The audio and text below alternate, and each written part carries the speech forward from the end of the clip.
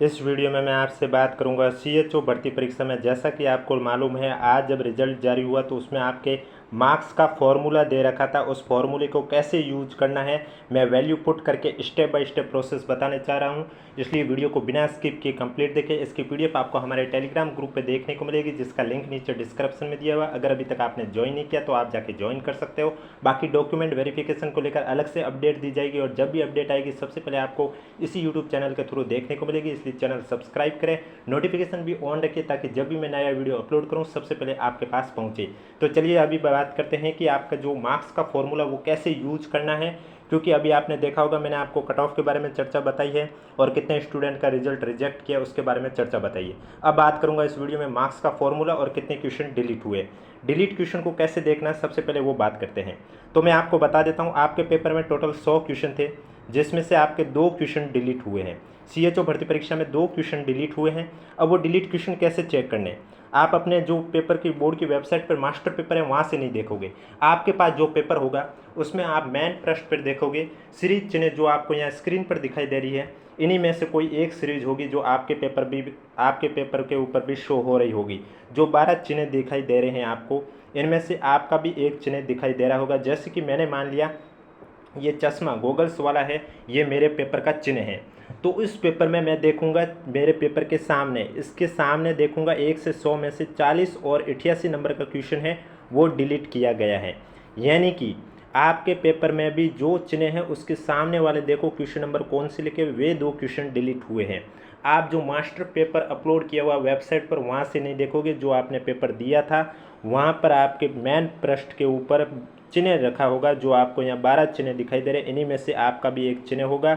उसी चिन्ह से आप सामने देखोगे कि डिलीट प्रश्न की संख्या आपको दे रखी होगी, जिससे आपको मालूम चल जाएगा कि कितने क्वेश्चन डिलीट हुए।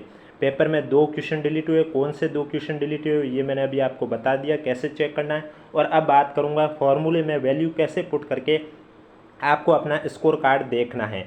तो चलिए उससे पहले अगर अभी तक आपने वीडियो को लाइक नहीं किया तो वीडियो को लाइक जरूर करें, और क्या डॉक्यूमेंट वेरिफिकेशन में आपका नाम आया हमें कमेंट बॉक्स में जरूर बताएं। वीडियो पसंद आए तो वीडियो को लाइक करिए, चैनल जरूर सब्सक्राइब करें। इसकी पीडीएफ आपको हमारे टेलीग्राम ग्रुप पे देखने को मिलेगी। और मैं फिर से बता देता हूँ, डॉक्यूमेंट वेरिफिकेशन लेकर जब भी अपडेट आएगी सबसे पहले आपको इसी यूट्यूब चैनल पर देखने को मिलेगी, इसलिए चैनल सब्सक्राइब करके रखें। चलिए फॉर्मूला है, total marks of a candidate equal to sigma of R Q into K F minus W Q into K F upon 4 minus maximum marks into not attempt question of a particular section या subject upon total number of question into 3। एक एक चीज़ बता रहा हूँ। Are Q का अर्थ हुआ है right question of a particular section या सब्जेक्ट, यानी कि आपने पेपर में 100 में से कितने क्वेश्चन सही किए। मैं फिर बताऊँगा वैल्यू पुट करके भी।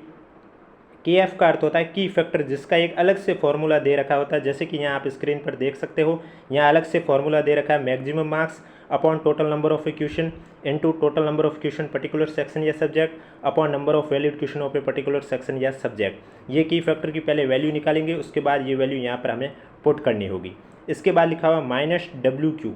डब्ल्यू क्यू का अर्थ हुआ wrong question of a particular section या सब्जेक्ट, यानी कि आपने पेपर में 100 में से कितने क्वेश्चन गलत किए।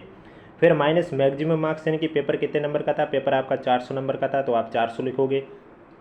उसके बाद not attempt question of a particular section या सब्जेक्ट। ध्यान रखें, नॉट अटेम्प्ट में वे क्वेश्चन काउंट करने हैं जिस क्वेश्चन में आपने एक भी गोला नहीं भरा। अगर किसी क्वेश्चन का आंसर आपको नहीं आ रहा, आपने ई ऑप्शन भर दिया, तो वो आपका नॉट अटेम्प्ट में काउंट नहीं होगा, क्योंकि उस क्वेश्चन को आपने अटेम्प्ट किया है। नॉट अटेम्प्ट यानी 5 में से एक भी गोला नहीं भरा, ऐसे क्वेश्चन को काउंट करने हैं। और ऐसे क्वेश्चन अगर आपके पेपर में 100 क्वेश्चन थे तो उस 10 से ज़्यादा ऐसे क्वेश्चन हो गए तो आपका भी रिजल्ट है वो रिजेक्ट हो गया है, इसलिए स्कोर कार्ड देखने की भी ज़रूरत नहीं है। अगर उससे कम हो रहे हैं तो यहाँ आप वैल्यू पुट करोगे, जितने भी हो रहे 4 5 6 7 8 9 मैं भी वैल्यू पुट करके बताऊँगा कैसे यूज़ करना है। और अगर आपका अटैम्प्ट सभी किए तो ये वैल्यू ऑटोमेटिक आपका जो है वो 0 हो जाएगा। Upon total number of question into 3, यानी कि क्वेश्चन कितने थे पेपर में इंटू 3। अब देखिए मैं वैल्यू पुट करके बता रहा हूँ। जैसे कि मैंने मान लिया पेपर में आपके टोटल क्वेश्चन थे 100 और मेरे उसमें से कितने राइट हुए, मैंने मान लिया 60 क्वेश्चन मेरे सही हुए हैं, 20 क्वेश्चन गलत हुए हैं, और नॉट अटैम्प्ट में मैंने मान लिया 9 क्वेश्चन, क्योंकि 10 तक आप नहीं अटैम्प्ट करोगे तो आपके एक के हिसाब से नंबर कटेंगे, 10 से ज़्यादा होने पर आपका रिजल्ट रिजेक्ट हो जाएगा। तो मैंने मान लिया 9 क्वेश्चन ऐसे जो मैंने अटैम्प्ट ही नहीं किए।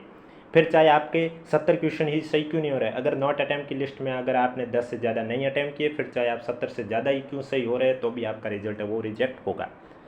तो सबसे पहले मैं की फैक्टर की वैल्यू निकालूंगा।